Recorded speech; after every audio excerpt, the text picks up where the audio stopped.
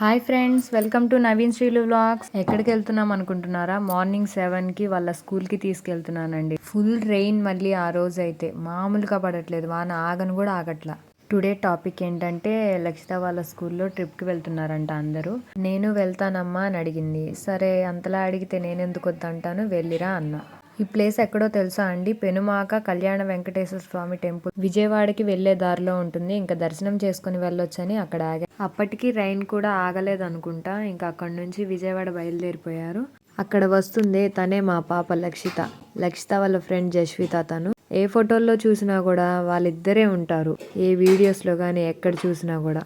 మళ్ళీ వదిలేస్తే తప్పిపోతారు కదా, అందుకే అంత గట్టిగా పట్టుకొని మరీ ఉన్నారు. ఈ ప్లేస్ ఎక్కడో తెలిసే ఉంటుంది కదా, విజయవాడ హైకోర్ట్ అండి.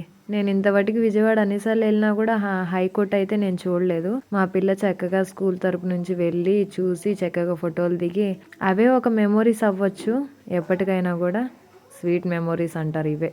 ఇంకా బయలుదేరి ఉండవల్లి కేవ్స్కి వెళ్ళారు.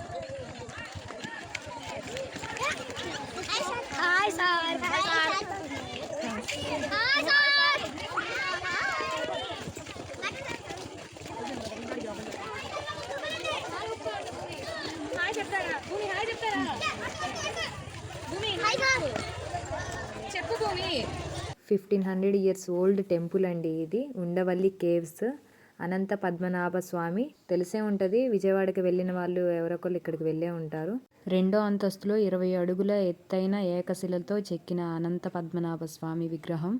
3వ అంతస్తులో బయట ఉన్న నాగబంధ శిల్పం కారణంగా అక్కడ ఎక్కడో విలువైన సంపద లేదా ప్రాచీన గ్రంథాలు ఉండవచ్చని ఒక ప్రచారం కూడా ఉందంట. ఈ గృహలు క్రీస్తుపురంలో 420 నుండి 620 మధ్యలో ఆంధ్రప్రదేశాన్ని పాలించిన విష్ణుకుండినుల కాలంలో నిర్మించబడ్డాయంట. ఇంకా లక్షిత జర్నీ అయితే కంప్లీట్ అయిందండి. జాలీగా, హ్యాపీగా, ఆనందంగా.